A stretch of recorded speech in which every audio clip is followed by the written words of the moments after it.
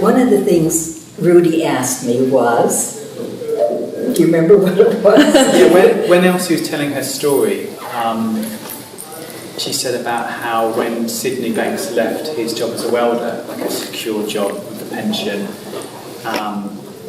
to do this, and with the possibility of not earning a living, he said something along the lines of, you know, if you're in service, you get taken care of. Yeah. Or similar, you said something similar to that. So I just asked if you definitely said that. So yes. And I could see that meant a lot to Rudi, you know, that it was a really sincere question. And it brought up a lot for me, because at the time, you know, as I mentioned in my opening remarks on whenever it was, Ken and I were really concerned about what were they going to do, how were they going to live. And yet we saw the proof of that, and sometimes it wasn't easy. You know, I'm not going to say like, you know, money just came rolling in from out of the blue and all that. There were times where things were tight for them, but it was okay because he was so in service and he knew this was the direction his life was meant to take. You know, he trusted the unfolding, so there was just no question. He just trusted it. And then we saw how that turned around, and indeed they were taken care of. Although at one point they did end up selling their home to support their work. But even that, it was like, well, this is what we want to do in order to continue to serve the world. And they got it back, because later on down the road they were able to buy another even more beautiful home, and so on.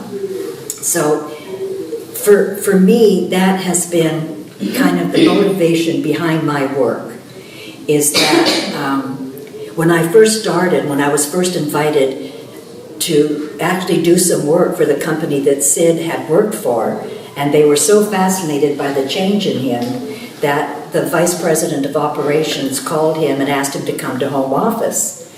And Sid thought that was really something, you know, that he'd worked as a welder in a pulp mill, and now the VP of operations is asking him to come in and talk with their team for team development, and Sid invited me to go with them. So, you know, I learned from that how to just connect with people, you know, that Sid was doing this kind of by the seat of his pants. Like nobody taught him. He was self-taught. Like everything that came out of him was just driven by insight in the moment. And so when the office was really dark and not inviting to sit and have a great conversation, he suggested we go to the park and converse in the park and feed the squirrels and things like that. And that's what we did, and we had incredible conversation, so that when the executives came back to the office, it was like they were almost skipping back into their workplace, because they said they felt like they played hooky, not hockey. They felt like they played hooky from school. And so, you know, they went back to work freshly inspired and that kind of thing. So work started to happen for Sid, where people were reaching out and bringing him in. And then there was a point also for me that I was so glad that people would accept me, because in many ways I still thought of myself as a homemaker. And so if people said, will you come and do some more team development for our company, it was like, yeah, whatever, you know, whatever. And I didn't care whether they paid me or not. I was just so glad to be of service because of what it did for my life and my family's life. And I could see the people that were coming to the island and studying with Sid. I could see the psychologists that were coming. So to me, like, income was secondary. What was primary is that this precious gift that Sid had uncovered was being accepted slowly by the world, by society. And I had a role in that. And so I was just so grateful.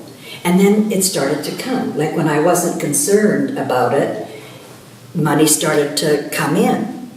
And all the way along, it's been like that. When I had the first opportunity to go to Switzerland and do some work, there was nobody there to support it except, one person. And he said, I might be able to bring in 6 people, so I don't know that we can pay you. We can put you up, a friend will put you up and we can pay for your airfare. It was like, great, I'm there, because who wouldn't want to go to Switzerland? It was just like the opportunity to serve was what moved me. And then, oh yeah, right, gosh. And guess what?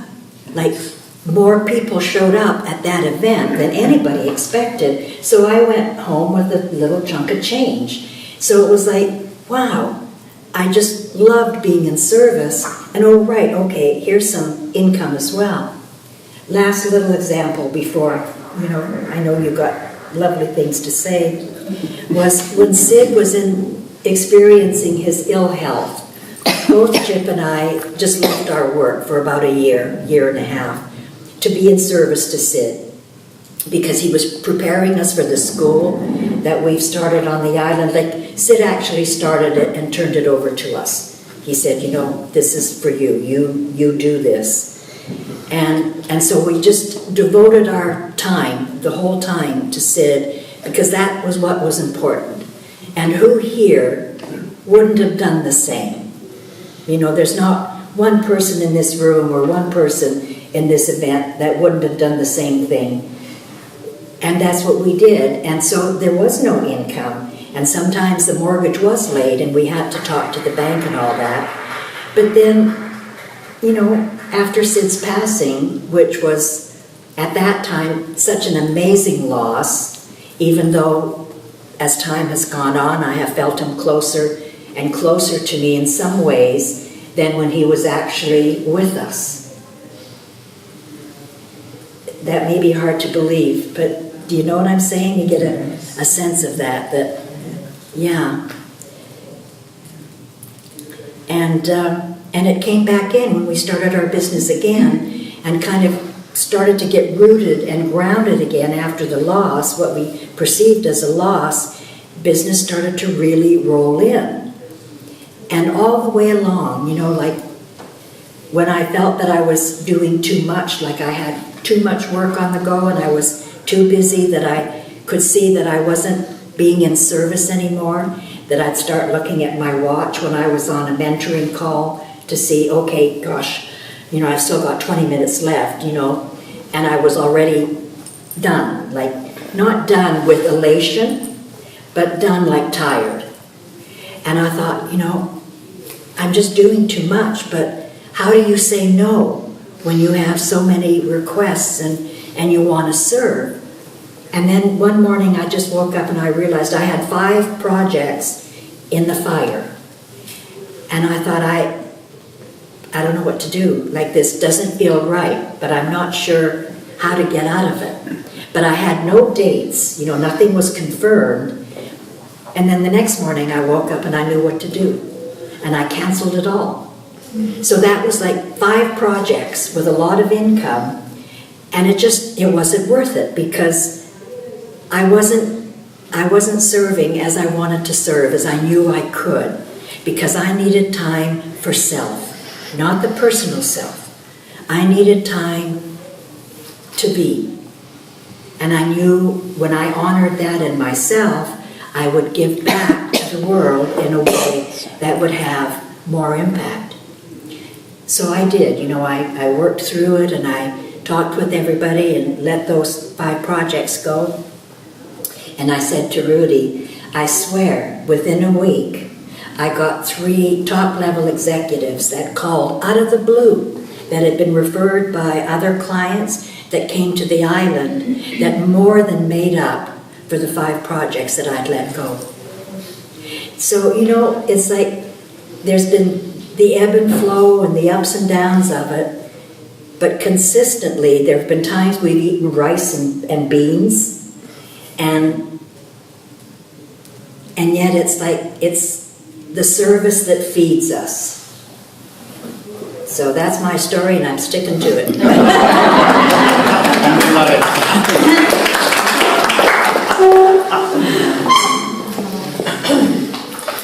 I think when I first came across this, I wanted to I wanted to be of service, but I thought, well, I need to earn money so I can be of service. And I had it round the wrong way. We can have it round the wrong way. What do I mean by that?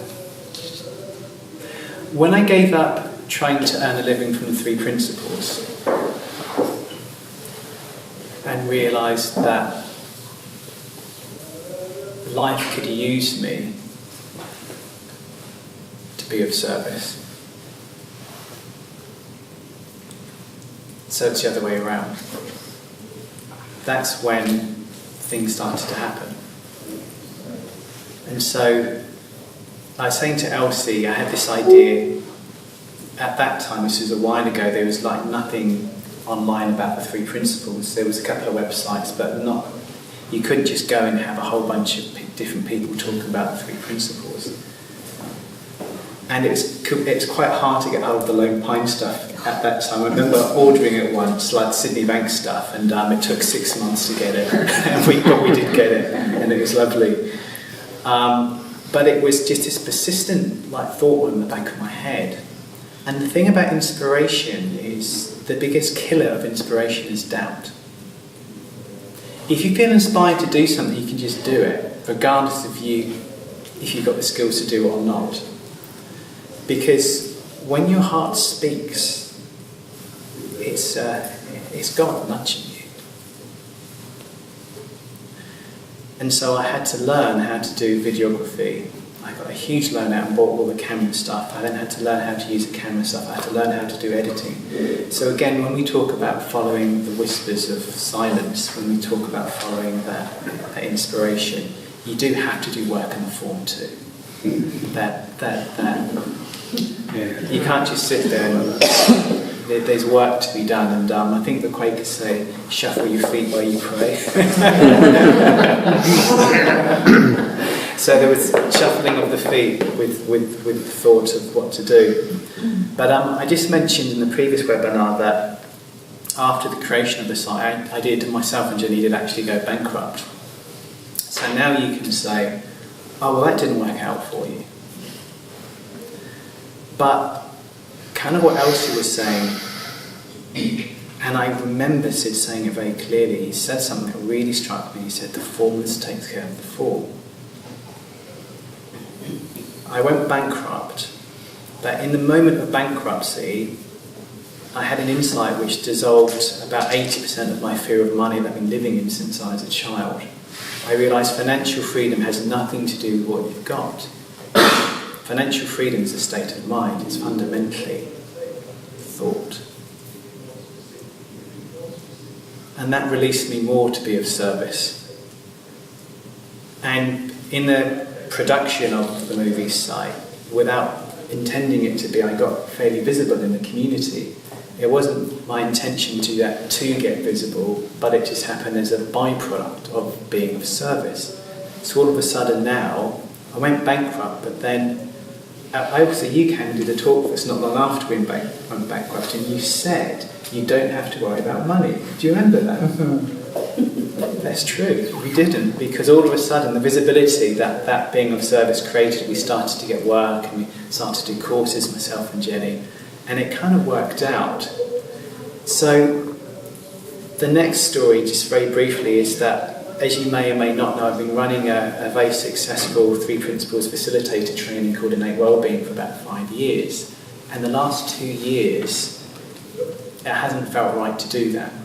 Every time I do a retreat, it's mind-blowing. People say, I have to keep doing this. It's beautiful. You've created this space. But I've really been wanting to just get this understanding out there globally. So I made the decision a while ago that I was just going to stop doing it. Now, that's not a good business decision. But good business decisions has nothing to do with your business. It's about love. And so, actually, Mandy Spray, here I'm not going to talk about because I end up getting emotional because she's so goddamn amazing. we're going to talk, so it may actually still keep going, but in a way that I can just turn up and facilitate and don't have to do all the stuff that I was doing. So it's in an evolution. It's in an evolution at the moment. But you get people, you get coincidences, you get equipment, you get, people paying for you to go to Switzerland. Like I've been doing these talks via donation with Jenny when I started, and we didn't really earn much, but then like one guy got us into work with the NHS and we earned thousands of pounds. Like there's a way in which things just work out, and it's not to do it, if you're doing it for the visibility and to earn money and to become someone or to prove something, that's okay. But there's another way. There's just doing it because you just want to do it. You're doing it because you just want to be of service. You're doing it because that quiet voice of inspiration and love is circulating in your consciousness, and you just can't do anything but bring it back into the form. And that is the formless taking care of the form. And so bad business decisions can sometimes be really good. And so I guess for me, like, the business of love, if it's in the direction of love, you're in the direction of service.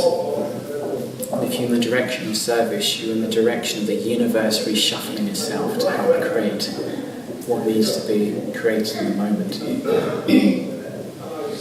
And so I don't see myself as a businessman at all. I just kind of see myself as hearing whispers and trying to bring it into the form. And out of that I've created some successful businesses, but it's not really about business.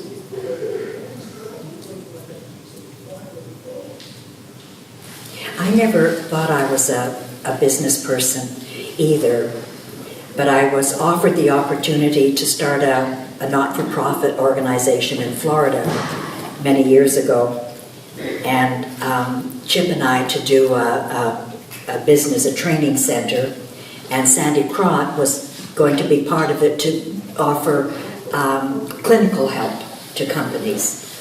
And Chip and I had started off with the idea that we just wanted a little office out of our home because the business was starting to grow, and so we needed something out of our homes.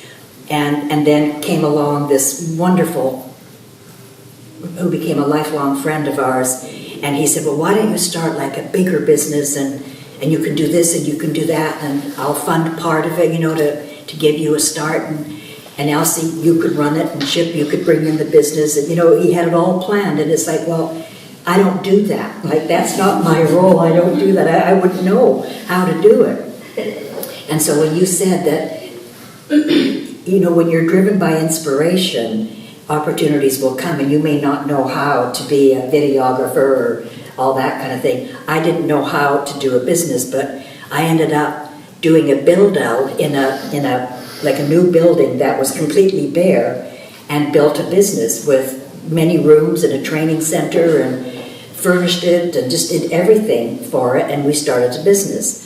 And it went really well. We had maybe 12 employees, and it went really well for about 4 years. But the fellow that had first funded us, and we got more grants from different foundations because we were a not-for-profit, and then we ran out of money.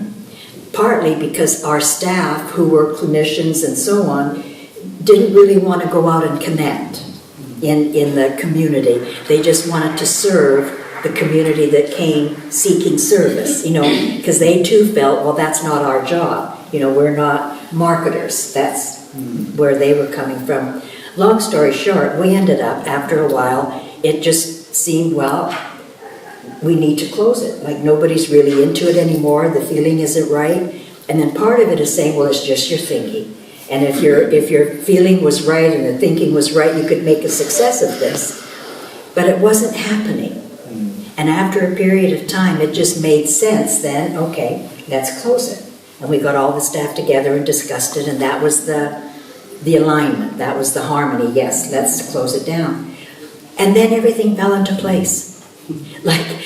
We shut it down with such ease. It was absolutely amazing. We had a 5-year lease, so we still had a year-long lease to go.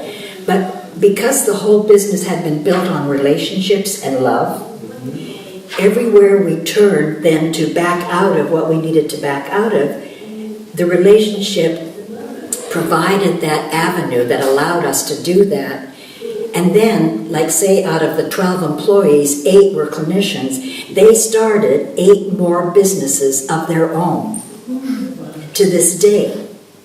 You know, they've gone to other states and other countries, but they all have their own little business that they love and they're doing well. So from one came multiples of other businesses, and that was success. Like we learned how to shut a business down. It may not sound like success, but we took it that way. We really did, and so it was success. It was great. So if you want to know, how to go bankrupt, or if you know how to shut down a business, talk to Rudi and I. But honestly, now I'm being frivolous. I've gone beyond fun. I've gone into frivolity. And so, but it's all good. Oh dear. Any questions? Do you have like a step program or something? A step program? Yes. Listen. When I went in by the seat of my pants to do team development and say, Steph, what is team development? I'm a homemaker. Like I know how to make bread. I know how to mend my husband's coveralls. Like, how do you develop a team? I had no idea. But I had an inkling of insight because I had insight that changed my life already. And so when the same company said to Sid, will you come in again and do more team development? That was so good when you took us to the park. Come on back in and do more for a larger group. Sid said no. I'd like Elsie to go. Take Elsie. And they're going, no, we don't want Elsie, we want you, Sid. And so I went. And we went off on this retreat. I am just scared. I mean, what am I going to say? They're way better educated than I am. They're running a global company. I listened. I was too scared to do anything else. That was my fallback, was I listened to them. And as I listened to them, I could hear where I could be of service.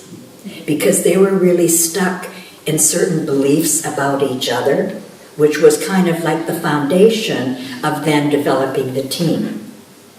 And so that's step one, is, after you've found some understanding for yourself, is listen. Whenever you don't know what to do, is you listen.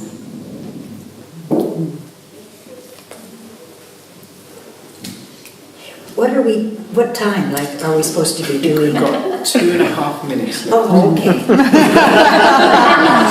I've totally lost track of what's next, what do we do? But you're a lovely group. You're not watching. You're listening. Yeah. Any other questions or comments? How does this sit with you? Now that we've shared all this, how does this sit with you? Yes. I find it really inspiring because, I'm in Germany, I'm starting to share the principles there. I've run 2 little classes of school, for a first step, finding the well-being for yourself. And now I'm running a first group of 9 people who want to learn how to share the principles. And that's going till the end of March. And that sort of, how can I say, it feels like it's maybe the only one I'm ever going to do, because whatever is happening right now, it's not happening in the way it was happening. And that was a miracle. How the hell did those classes get together? And, it's just happening this way. And I was just like, oh my God, how am I going to do this? And it was the listening that sort of, I kept listening over and over again to what's next. And at the moment, it feels like nothing is happening.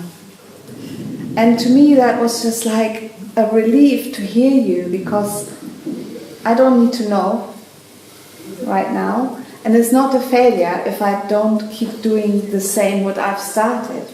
It's just going to be changing somehow. Maybe it doesn't, maybe there's another class coming, but maybe it's taken a total different shape and I don't know it yet. Yeah. And it's just, to me it sounds like, when I started to come into the flow and it all started to appearing, that was so easy. There was no thought involved. It was just pure inspiration getting put into action. And now I felt a little like, I don't know, I got under pressure with this. I didn't, and hearing you now, it was like, okay, you could be even closing it, and that's not a failure. Things are going to change. I'm not going to do the same thing over and over again. That's called evolution. Right. And so it's very inspiring, and I thank you for sharing. That's beautiful. That's beautiful. And thank yourself for listening to yourself. Because when the energy's not there, again, sometimes in the community, when the energy's not there, people will right away say, well, it's just your thinking. That can be nonsense. It can, honestly, because the energy, it's that feeling that guides us. And there was a point for me, too, when I'd been doing for a number of years, training of trainers program, like a year-long, and also a prevention program for people who were in prevention, a year-long program. And after doing it for maybe 6 years or so, the energy wasn't the same. And somebody would say, well, yeah, but look at what it's doing, it's in service, just change your attitude toward it. Then I sat with that. But the energy wasn't the same. And the energy was knocking on my door, evolving me. And I finally listened. And a client helped me because I was talking to him about this. And he said, well, Elsie, then don't do it. Follow your heart, follow the feeling. And he said, it's not written in stone. If you're wanting to do something else, because what was speaking to me was having executives come to the island for 4 days, to do like a 4-day mentoring program. That was what was drawing me. And he said, and then, like if that doesn't work out, you can always go back to your year-long training programs. It's not written in stone. And that not written in stone really helped me. Really was helpful. That's evolution. To me, I trust the feeling more than I trust my thinking.